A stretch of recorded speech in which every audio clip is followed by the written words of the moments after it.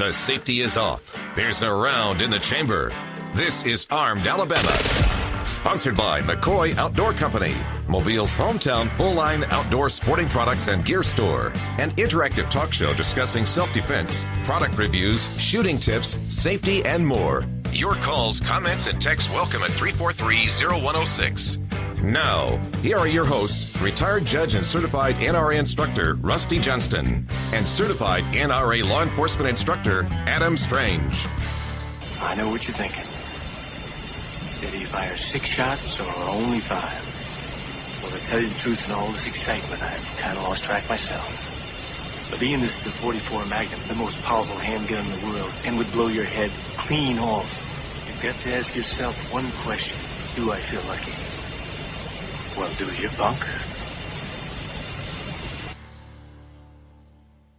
Good evening. This is Matt Green. I'm filling in for Adam Strange, and Judge Rusty Johnston will be joining us tonight. He'll connect up by telephone in a few minutes.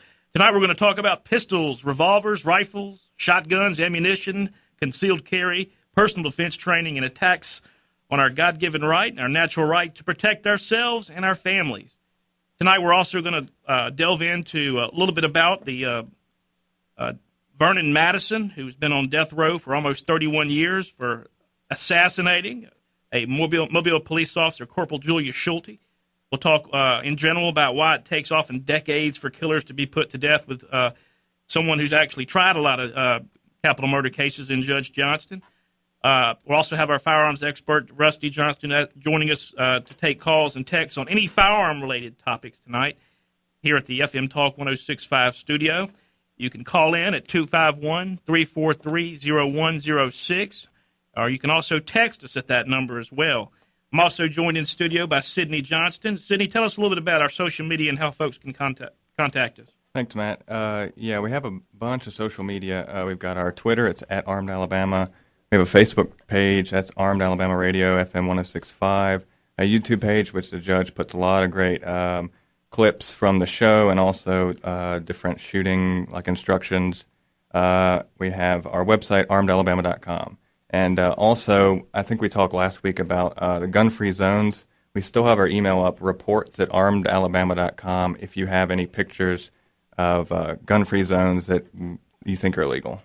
You mean like the Starbucks parking lot near Bel Air Mall, for There instance? you go. Okay. Yep. Judge Johnston, good evening.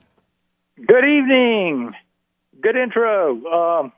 The original script said natural rights because I was going to change it for you. And I wasn't sure, people aren't used to that term.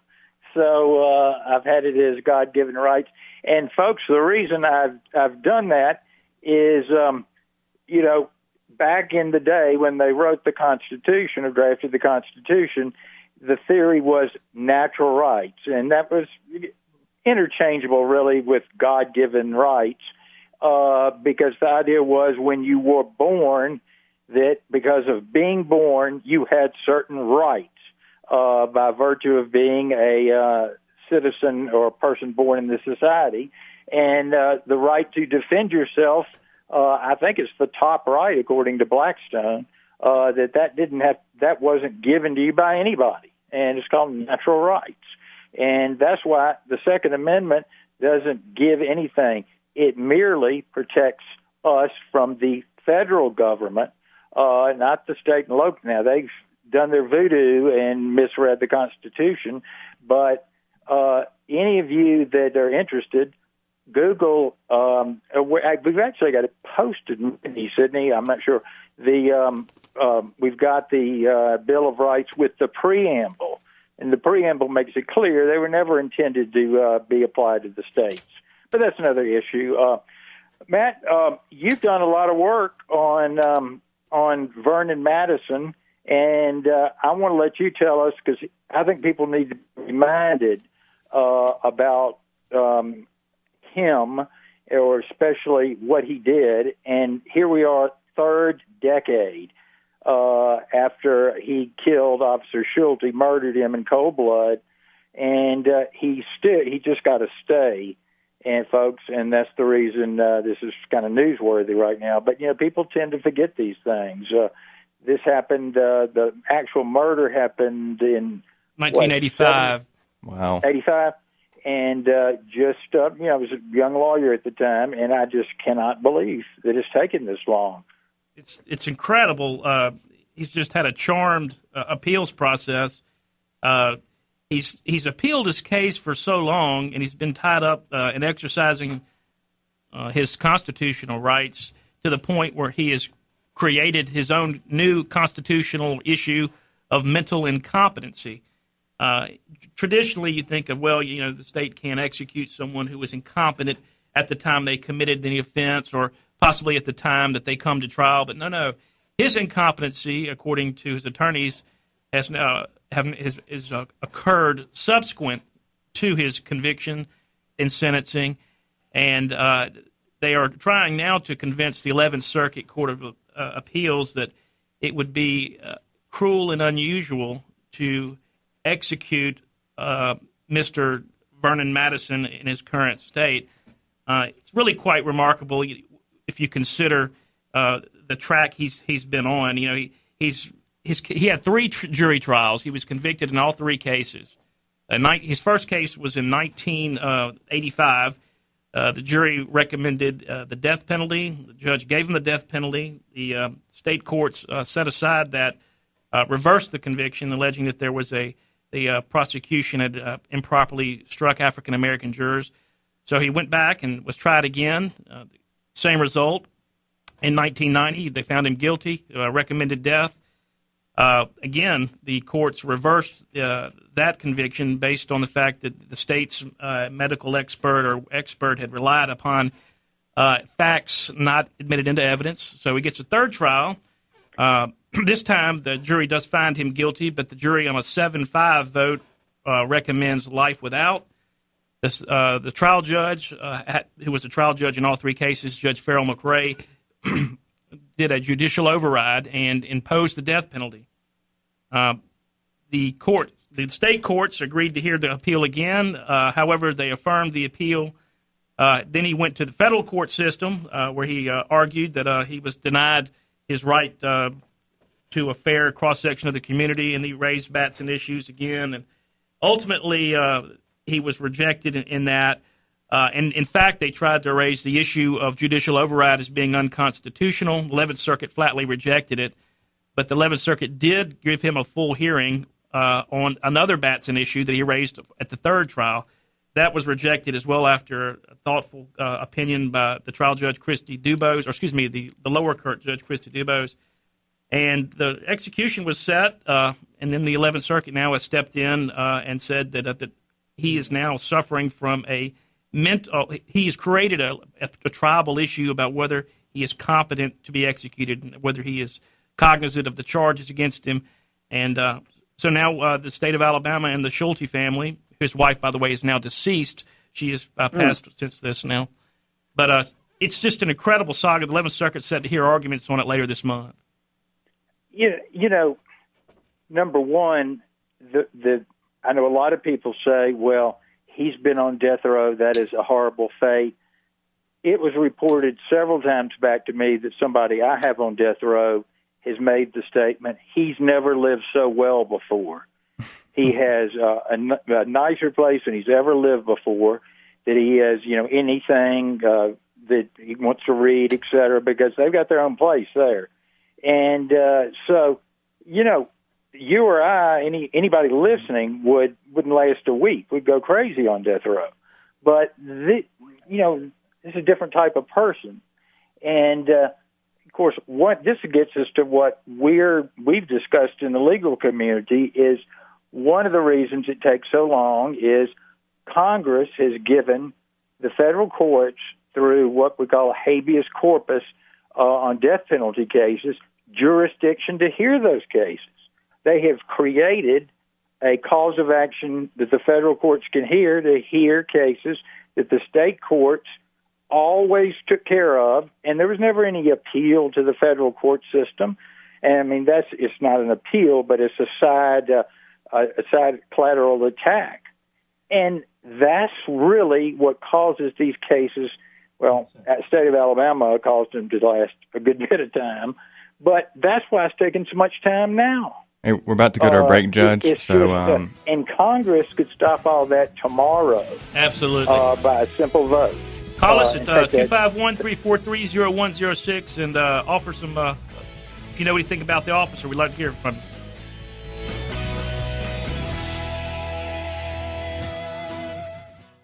Looking for land, commercial space, or a home to purchase? Or do you have real estate that you would like to sell? Then you need to talk with Mamoon Siddiq at RE/MAX Partners, 7221 Grelot Road, Suite B. Mamoon is dedicated to providing his clients trustworthy real estate expertise and professional, dependable service. Whether buying or selling your primary residence or a second home, or relocating to a new neighborhood, Mamoon can help make your home ownership dreams come true. Email Mamoon at remax.net. That's MAMUN at remax.net. If your spine is in a bind, it's time to be aligned. For 20 years, Dr. Justin Foster has been diagnosing and taking care of spinal problems. Misaligned vertebrae can hurt due to a strain or sprain from an accident, or be injured by repeated use and can lead to a pinched nerve if not fixed. Pinched nerves can cause a series of discomforts, including decreased flexibility, headaches, muscle, joint, disc, and nerve pain. Foster Chiropractic of Tillman's Corner, easy to find across from Lowe's off Rangeline. When buying a vehicle, don't waste your valuable time. David Parnell at Palmer's Toyota is committed to getting you the best deal on a new, used, or leased car. And David will do that without wasting your time. Don't play the back and forth game. See David Parnell today. Palmer's Toyota, 470 Schillinger Road South. That's David Parnell at Palmer's Toyota, 639-0800, extension 168. Don't forget to see David Parnell at Palmer's Toyota, Schillinger Road, just south of Airport. He won't waste your time. Step up to the firing line. Armed Alabama is back. Questions, comments, and texts at 343-0106. The 45 long slide with laser sighting. These are brand new. We just got them in. That's a good gun.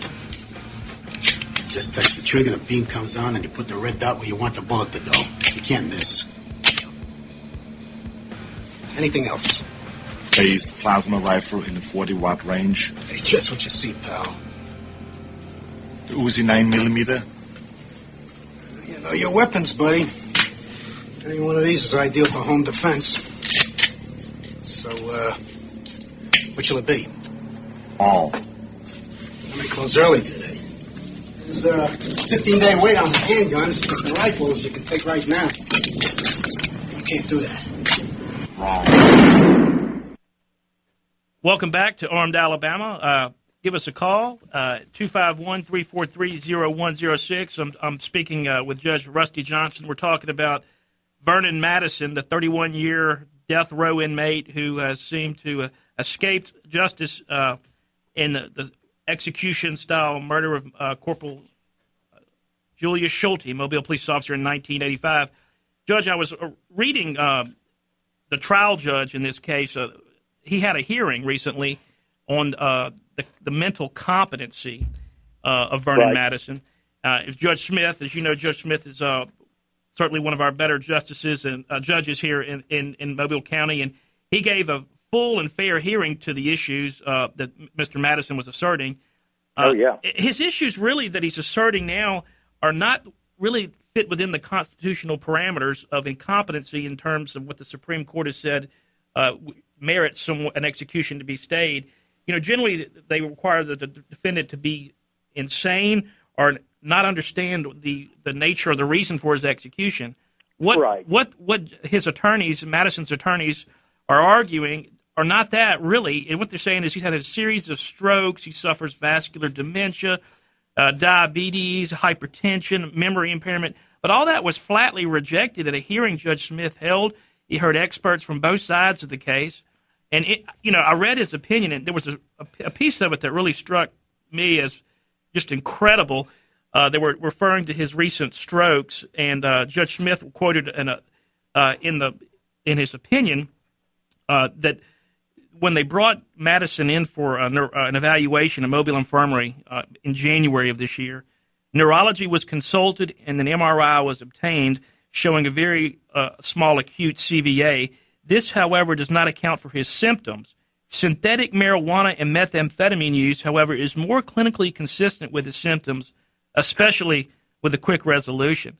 Now, if he's been on death So row on for death 31 row, years. you're using meth and spice. I mean, basically. Isn't that incredible? It is. So it's self-induced, and, why hasn't somebody found out how people on death row are getting a hold of meth and spice? Let's go ahead and take one of our calls, Judge. Dennis? Yeah. Good evening, Dennis. How are you this evening? Great. How are you doing this evening, Dennis? Great. Hey, I've got a training question for you. Like a lot of gun owners, I have about 5 different semi-automatic pistols, and I guess I'd like your opinion on what's the best way to train, or should I narrow it down to maybe 2, and train with those all the time for a self-defense kind of situation? Judge Rusty, you want to take that? Yeah, I will. Repeat it to me. I couldn't quite hear his question. He's got. He wants to know. He's got a couple guns. What's the best way to train? Should he train with all of them, or? His carry gun, I would try to stick to the same gun every time, because I had 2 guns that I was alternating with. One had a decocker, and one had a decocker safety, and the difference being the decocker pops back up when you after you decock, it pops back up. The decocker safety stays down. Well, the problem would be then if you need it, you're going to draw the handgun and try to fire it, and that safety's going to be down. And believe me, it gets you just too confused. It needs to be so instinctual that you're just going to use it. So I would try to stick to the same gun every time if you can. And you need to practice. You can do this at home with make sure that it's empty. You put snap caps in it, and even when it's empty, be pointing it somewhere where even if it weren't empty, it wouldn't hurt anybody. But you need to practice drawing that weapon, and because that's the problem. Nobody ever practices it. You may be a great shot on the shooting range, but can you get it out of your holster and fire at somebody that's attacking you in 2 or 3 seconds? And if you can, if it's going to take you 15 seconds to get it out and get a shot off, then you're probably dead. All right, or thank you. Or assaulted or kidnapped or whatever it's going to be. Thank you, Judge. Thank you, Dennis. Let's move on to our next call. John? Yes. Go ahead, John. Yes, I want to advertise on y'all show. I got a booth at the Mobile Flea Market. I sell gun holsters, all types. I got shotgun cases, rifle cases coming in. I got AR cases, and I got a new holster coming in. One holster will fit 150 handguns. Whoa, they'll be coming in in about 2 months, I hope. Tell us where your booth is and what time you get there on Friday. I'm there on Saturday and Sunday at the Mobile Flea Market. I'm on A167. I'm usually completely set up with my high doors up by 10 o'clock. I'm there from 10 to 5. And on Sundays, the same way. This isn't stuff from China, is it? No. Some of my hoses are made the one that is 150, that fits 150, one holster fits 150 guns. It's made in USA, and they're proud of it. For some of our college-age listeners, is this a climate-controlled facility that you're in? No. Oh, I'm okay. outside. I'm outside under the cover. All right, old school. Okay. Thank you. We'll try to send some people out your way, my John. Thank you. Uncle Mike. I got Allen hostess, and I got another brand hostess. All right. Thank you so much, John. Judge Rusty, I was going to talk to you. You've tried lots of capital cases here in Mobile County. The Supreme Court seems to be a number of them. Yeah. The Supreme Court seems to think that. In Florida recently, their capital law was struck down as unconstitutional, and recently the court is maybe looking at another Alabama case. What are your thoughts on the court's involvement in overturning a jury's recommendation of life without parole? Well, I think it's ridiculous because they have on another track completely separate. Well, first of all, some states still the jury sentence defendants in ordinary felony cases, and we went to judges doing that. The idea being, well, judges see all kind of cases; they need to put them in perspective, and jurors don't. But in the famous case of the Gore versus BMW, the punitive damages and all, there have been just tons of law review articles, academic papers that maybe we need judges to be the ones who impose punitive damages because they've got the knowledge, the wisdom, et cetera, to do that, rather than jurors who are going to be more emotional. Well, can you have it both ways? You want judges doing it in punitive damages cases, but you don't want them to have the option to do it in death penalty cases? That's really unbelievable. And it's not the option. Ours is the judge is just basically he's getting a recommendation from the jury. Yeah. And he puts whatever weight in there that he considers it worth. And that's the difference really between us and Florida. And, I may get my dates mixed up. I think it was 2 years ago this past December, the Supreme Court denied cert to hear an Alabama death case alleging the same issue. I mean, in effect, they affirmed our override. But I guess, we've got one up there now because Scalia's died, whose death has to be the only one of a high official that was not investigated when he died under really strange circumstances. That was really strange. That's just incredible. Absolutely incredible. There's rumors that there was rituals going on. That person who was assassinated in Texas was Kennedy, and we're still talking about that. So I guess that's not unusual. Well, part of this problem is the law seems to be changing. In the recent case, the Hearst case in Florida, which struck down their capital sentencing, it had set aside 2 Supreme Court cases. They reversed themselves, and they somewhat abandoned their adherence to precedent, and they've adopted this somewhat amorphous standard of evolving standards of decency, and that's been somewhat a nebulous concept that really is subjectively applied by the justices, and makes it very difficult for a trial court or particularly state courts to give effect to that. And there used to be a lot of deference. 50 years ago, there was a tremendous amount of deference afforded the state authorities, and now it's not that way. It seems like. And it's like I think it was. I'm not going to try to quote the name. One of the justices said, it's a continuing constitutional convention. Yeah. That's when they're issuing these opinions, and it wasn't supposed to be that way. I think I mentioned to you, folks, when they were campaigning for the ratification of the new Constitution, their names were set backwards. But anyway, the Federalists were really the people pushing the Constitution, but they really weren't Federalists as we know Federalists today. But anyway, read some of the anti-Federalist papers. There was one called Brutus, and he was actually a New York judge. I think it's Brutus 11.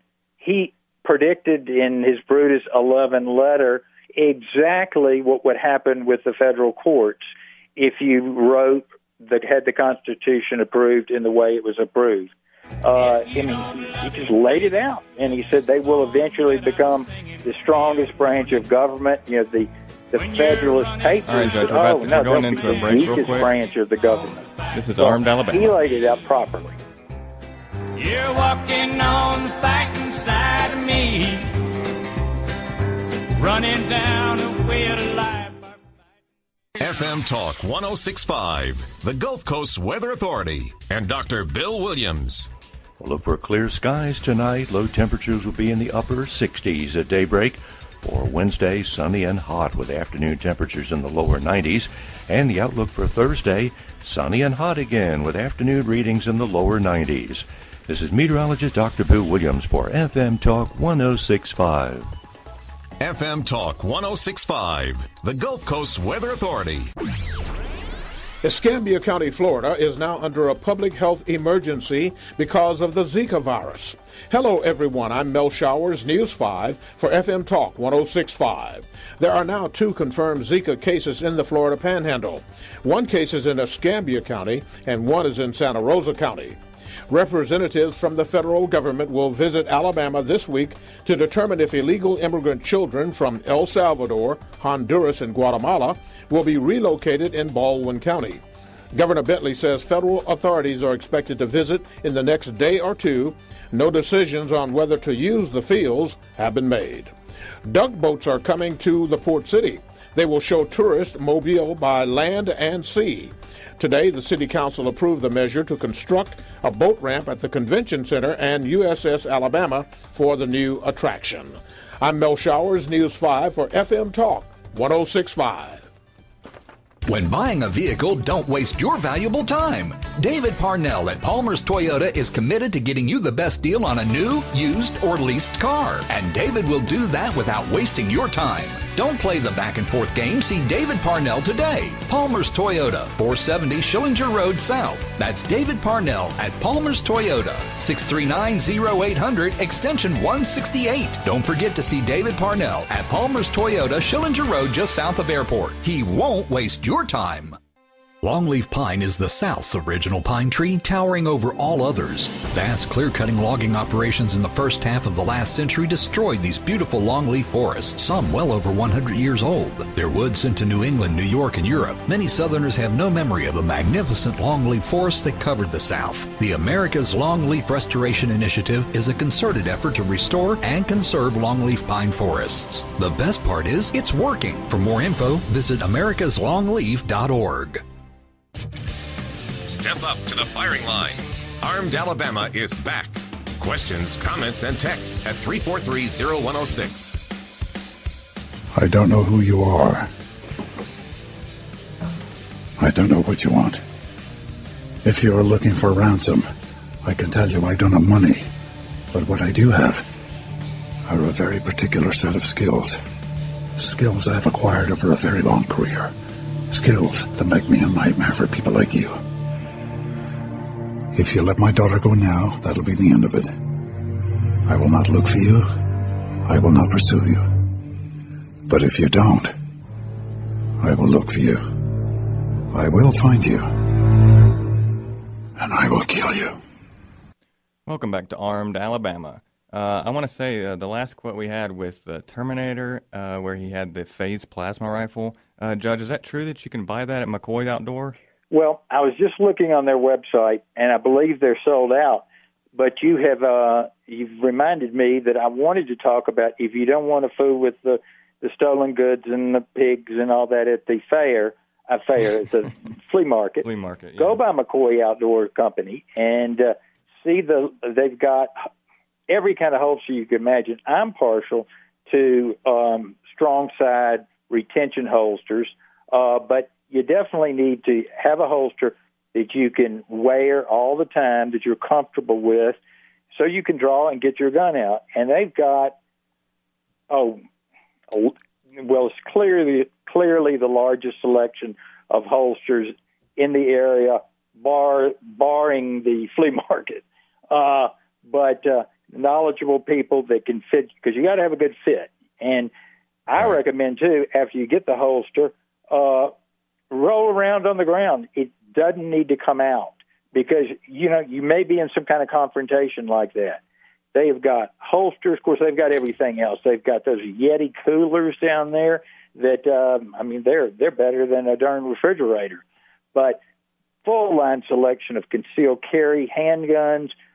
If you're into AR-15s and some of your tactical guns or shotguns, McCoy Outdoors is the place to buy them. So McCoy Outdoors at 3498 Spring Hill Avenue, and that's in the old K&B Shopping Center. Or you can go Google them. It's McCoy Outdoor Company, CO.com. Look them up on Facebook and like their page. They're one of our sponsors of this show, the main sponsor, and we really appreciate it. When you go in there, say you heard them on Armed Alabama. That's right. That's correct. And, if you're going to be rolling around, you certainly probably need to go visit Dr. Justin Foster with Foster Chiropractic on Rangeline Road across from Lowe's.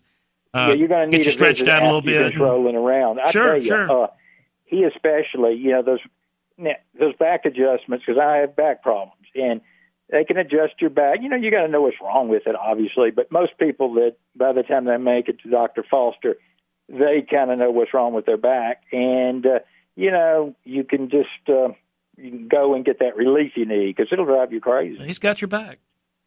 But I'm doing real good. Well, good, good. You and I were talking during the break about this evolution of the meaning of cruel and unusual, and I kind of was reinterpreted during the Warren Court years, but before that, it had been a pretty consistent application.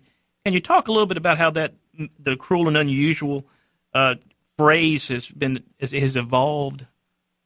Yeah, and like you say, it really didn't evolve until Chief Justice Earl Warren, which is the biggest mistake actually, President Eisenhower said it's the biggest mistake he ever made in his life, was appointed to the Supreme Court, and a few other liberals, and just totally changed the country. But one of the things that happened is they discussed what that meant, the framers did, and at the constitutional ratifying conventions in the states, and they wanted to make sure that you didn't have this arbitrary, really vicious justice that they had in England, where they had something like 200 capital offenses. Some of the stealings, thefts were capital offenses, and where they hang, drawn, and quartered people, all that kind of stuff, tortured, slow tortures.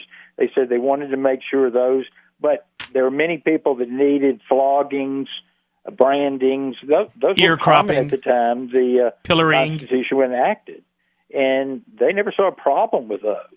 And we're not talking about doing anything like that. We're talking about these people, these fanatics.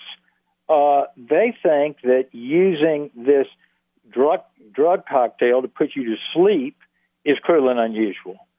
I'd rather have that than die of a stroke slowly, or Lou Gehrig's disease, or be eaten up with some terrible cancer. Gosh, I mean, that's just incredible. Or you could compare it to poor Corporal Schulte, who was shot twice in the back of the head and fought for 6 days until passing. Yeah. That seems to be somewhat of a cruel and unusual way to go. Right, exactly. And so that's one of the reasons we have this show. We want to make sure that people are protecting themselves. And in the next couple of weeks, we need to do a home hardening show about, folks, it's amazing how many people have their houses broken into by burglars, that the burglars just come in through an unlocked door or window. It's probably about 50% of the burglaries, if I'm remembering correctly. They will just come in through an unlocked door or window. And burglary doesn't necessarily mean stealing goods inside. Burglary can mean they broke inside to commit a rape or to commit an assault or a murder. And those things happen. So just number one, before you even think about an alarm or a camera or whatever, lock your doors and windows. Judge, recently, Washington Post has been reporting, and some of the other media outlets have been reporting on what they call the muted response to the federal government seeking the death penalty for Dylan Roof. As you remember, Dylan Roof was that young white supremacist charged in the massacre of 9 black men and women as they prayed in a South Carolina church a year ago. And, the traditional anti-death penalty advocates have not been as outspoken in opposition to the federal government's decision to seek the death penalty. On May 24th, actually, Attorney General Loretta Lynch announced that they would indeed seek the execution for him. Do you think the left has been a little hypocritical? They are, just like they're hypocritical that, let's say, that Trump caused the violence, not only in California, everywhere he's been, because of his views. They don't say that, I hope, anymore about, this lady deserved to be raped because of the way she was dressing. Yeah, they're totally hypocritical.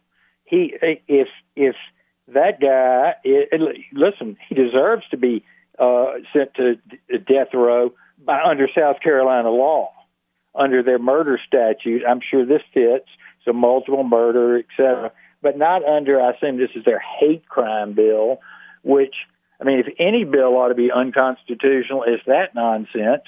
What's the difference between me killing people because of their race or their sex? Let's say I decide to kill my preacher because I just don't like him. Mm-hmm. But I decide to kill him because of the religion he's preaching. He's still dead. And it was still motivated by either my hatred of him personally or my hatred of him because he was a member of a certain religion. I mean, it's still hateful. Yeah, and it's incredible. Oftentimes the narrative that the anti-death penalty people push, or they focus on the disparate impact of black killers of whites, and also the actual innocence of the person, the risk of condemning an innocent person. The Dylan Roof case doesn't fit into either narrative, which is somewhat, it's leaves you kind of scratching your head about an even and fair application of the law. That's where prosecutorial discretion is frightening sometimes, because they can pick and choose, who they decide to target. And that's why the federal government needs to be put back in its place, and that's why we need Congress to do something. We either need selective legislation or constitutional amendments to put them back where they were in, before, let's say 1789, because this is not the country or the former government that the founders envisioned, and it's too expensive and too authoritarian, and it's being set up to even get worse. Do you think it's when called upon to apply these evolving standards of decency that mark the progress of a maturing society, which is kind of the standard now that the court uses, do you think that should be something that the people's elected representatives should define, or do you think that was it better within the purview of 9 unelected life appointees to an appellate court? Who went to 2 different law schools. They're all currently either went to Harvard or Yale. Now, the people's representatives certainly should be the ones deciding what is the evolving standard of decency, and that's what they've done. And, remember, the Constitution never granted the Supreme Court the right to strike down any law at all. John Marshall dreamed that up, and we've now got not only judicial review, which that's called, we've got judicial supremacy, that the Supreme Court has now dubbed itself, since 1958, the sole and ultimate arbiter of all things constitutional. They claimed they were quoting Marbury versus Madison. They weren't. They were quoting Joseph Story. That's right. And part of it has to do the same line of constitutional construction of those proponents who believe in a living constitution. Can you expound upon that a little bit? Yeah. Well, a problem is anything has to be interpreted generally. I mean, you could never write a document so tight that it can't, it occasionally is going to have to be interpreted. But theirs has gone so far afield that it borders on the ridiculous. The first amendment to the Constitution, not the first one after the Bill of Rights, was in response to the Supreme Court allowing a suit against a state. And they immediately passed an amendment to stop that, because the founders, they said, no, that wasn't the intent. And they immediately passed the amendment that won't allow a person to sue a state.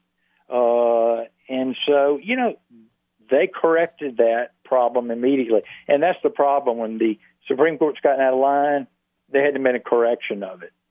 At least recently there hadn't. And this is accelerated since the New Deal.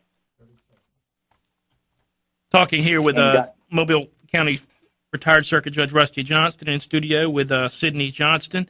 Talking tonight on the Eighth Amendment and Vernon Madison's skate through the criminal justice system, and after 31 years on death row, he's got yet another court hearing later this month, scheduled to be in Atlanta before the 11th Circuit Court of Appeals, before a 3-judge panel, 2 of which are Clinton appointees, 1 of which is an Obama appointee, so we'll be anxiously watching to see what happens there. We'll be back with you in just a moment on Armed Alabama.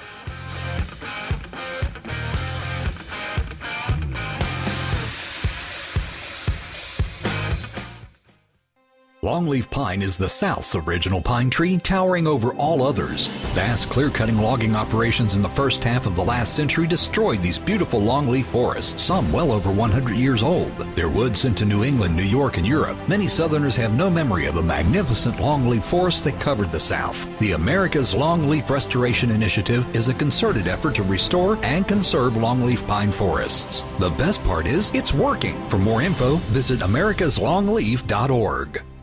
Looking for land, commercial space, or a home to purchase? Or do you have real estate that you would like to sell? Then you need to talk with Mamoon Siddiq at REMAX Partners 7221 Grelot Road, Suite B. Mamoon is dedicated to providing his clients trustworthy real estate expertise and professional, dependable service. Whether buying or selling your primary residence or a second home, or relocating to a new neighborhood, Mamoon can help make your home ownership dreams come true. Email Mamoon at remax.net. That's MAMUN at remax.net. If your spine is in a bind, it's time to be aligned. For 20 years, Dr. Justin Foster has been diagnosing and taking care of spinal problems. Misaligned vertebrae can hurt due to a strain or sprain from an accident, or be injured by repeated use and can lead to a pinched nerve if not fixed. Pinched nerves can cause a series of discomforts, including decreased flexibility, headaches, muscle, joint, disc, and nerve pain. Foster Chiropractic of Tillman's Corner, easy to find across from Lowe's off Rangeline. Step up to the firing line. Armed Alabama is back. Questions, comments, and texts at 343-0106. I like you, Philip.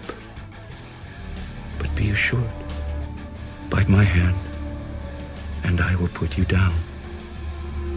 Your division is in charge of native crime. Or would you rather I was in charge of native crime? I don't think you'd like my methods. Welcome back to Armed Alabama. You can give us a call at 343-0106, or you can text us. If you've missed any of our shows in the past few months, you can go to our website, armedalabama.com. We have a download link of all the shows. Also, it's on iTunes, Stitcher, so if you have your iPhone or Android, you can keep updated with us.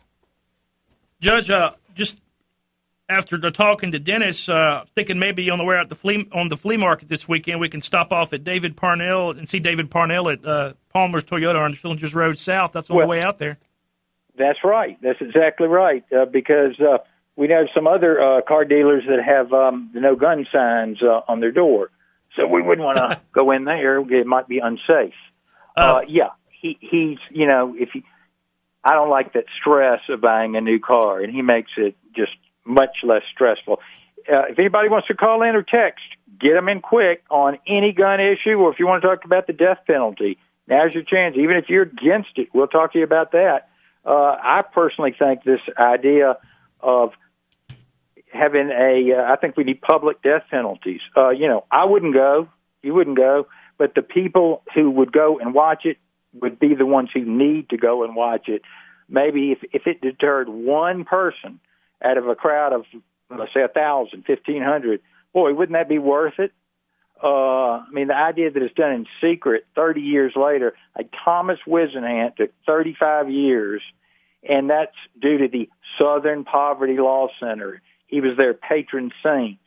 And by the way, John Carroll, who is prosecuting the Chief Justice, was his lawyer on the first trial.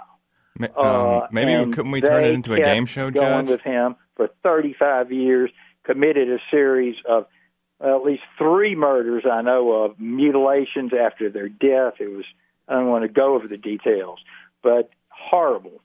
And, he got more reprieves, stays, new trials than anybody deserves. And during the break, you and I were talking about, where we think this Vernon Madison case may go from here.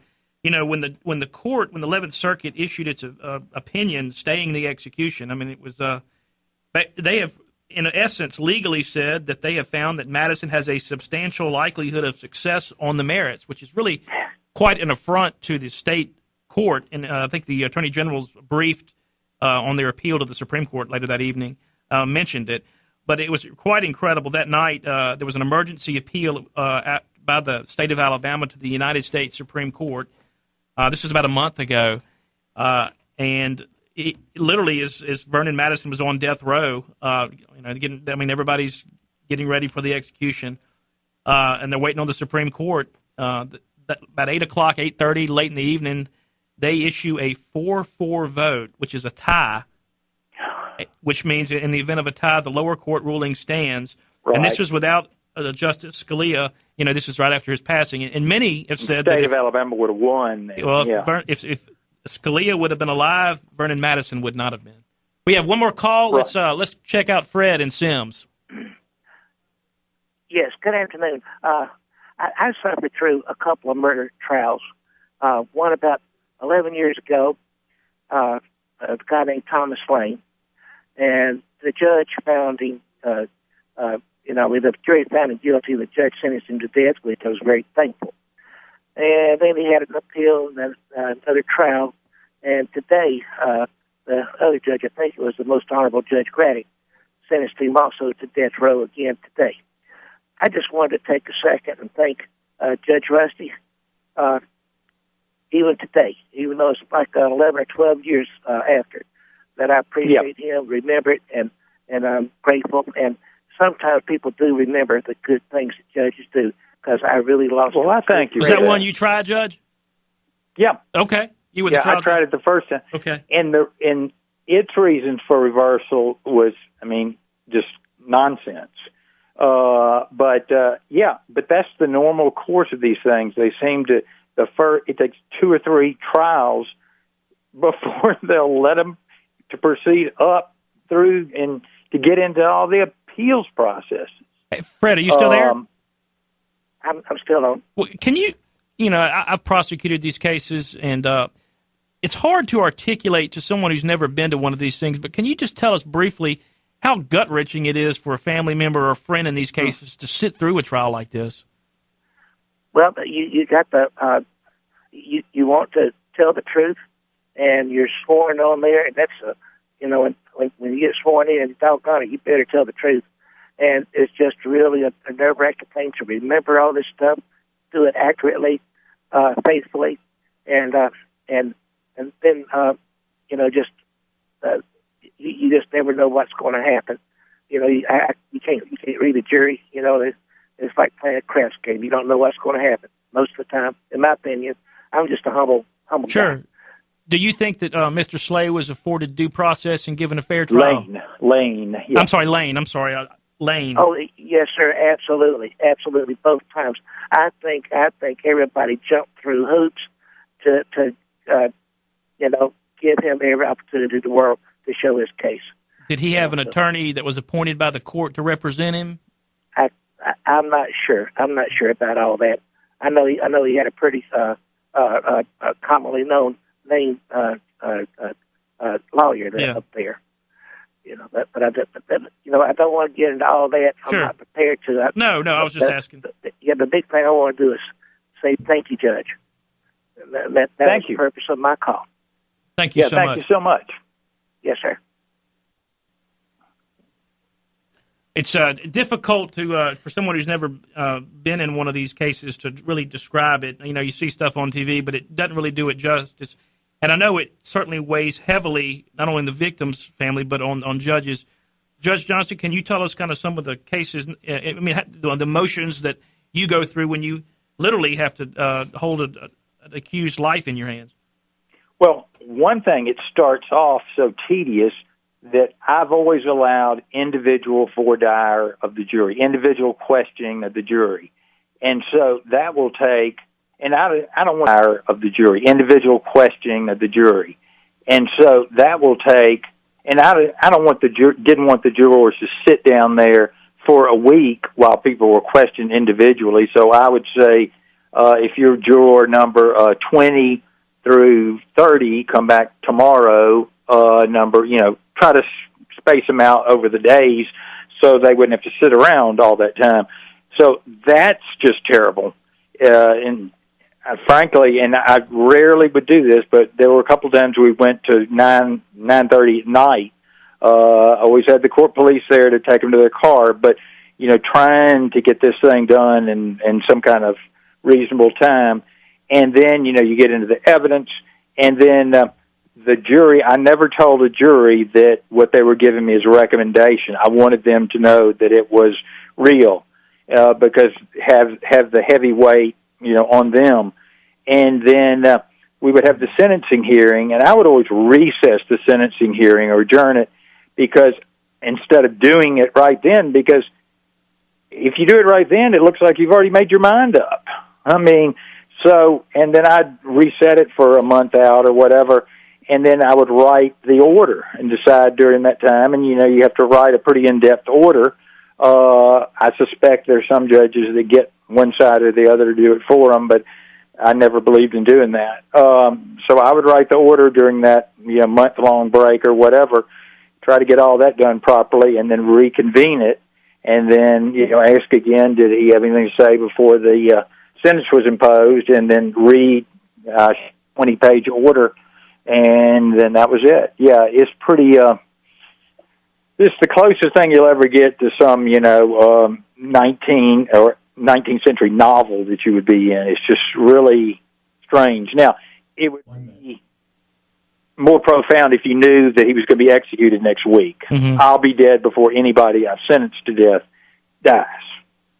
And I know some of these, images and videos and pictures and testimony are pretty visceral, and they tend to resonate through the corridors of time. I know you and I have talked about this. It's been very difficult to get past a lot of these cases. They always kind of stick with you. Right. All right. All right, Judge. There was a there was a sponsor I don't think we mentioned was Mamoon Siddiq with Remax Realty. For all your real estate needs, see Mamoon Siddiq at Remax Partners. And make sure everybody visits our website, armedalabama.com, Facebook, Twitter, YouTube. YouTube's got a lot of great links. Also, our podcast. And remember to like our page. Yeah, like our page. And tune in next week for Armed Alabama. Good night. Good night. We'll see you then. We don't take our trips on LSD. We don't burn our draft cards down on Main Street. 'Cause we like living right and being free.